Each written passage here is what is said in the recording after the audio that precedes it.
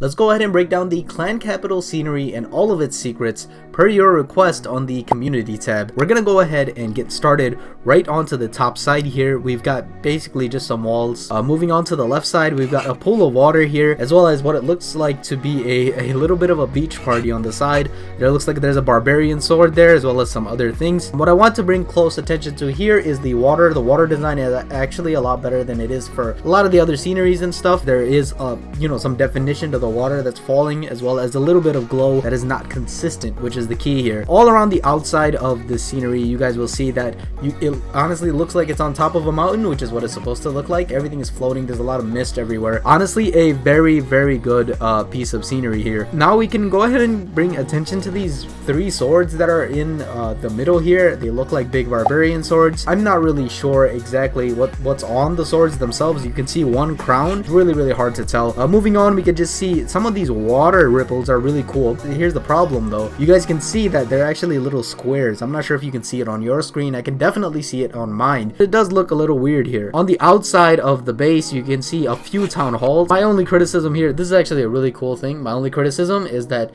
I wish it was not just one town hall, right? I wish it was like town hall 6 and town hall 9 and town hall 10, 11, 12. So it looks a little bit different, but other than that, very cool. We've got a little golem statue here. This is actually the mountain golem. It's inside of this tablet. It's carved out. There's a barbarian statue right here, and then just some terraced sides of the mountain here. One thing that I did want to bring attention to as well is these 3D elements that you'll see on the front side. They're there to make it look a little bit more 3D, and the way that they interact with the screen actually does make it look 3D, even though obviously everything is 2D. Looks like somebody's growing some crops here, some carrots, cabbages and stuff. It looks like some of these crops are harvested here. I'm not really sure what else is going on this side of the scenery, but other than those 3D elements, there's not really much of this bottom side. If we go to the right side here, we can see that there's actually stairs that are leading up to the Capitol peak, because obviously this is supposed to be the top of the mountain. So there are stairs that are leading up all the way there, and then a banner that represents your clan's colors. This is actually pretty cool. So whatever colors your clan has, this banner will represent it. We have also in the corner here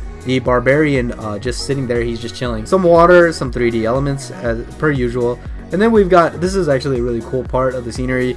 It looks like there's a giant that's holding it up. So if you guys know the thing about Atlas, who holds up the world, you know, it's part of Greek mythology and stuff. It's a pretty cool piece of the scenery. This is actually one of the coolest pieces of the scenery. In total, we have a tablet, and what it shows is it shows the sneak peek, the video that we had, the teaser that we had. The hog rider was once approaching the mountain golem here, right? And then in the second slide, you see that the hog rider stops and the mountain golem starts to get up.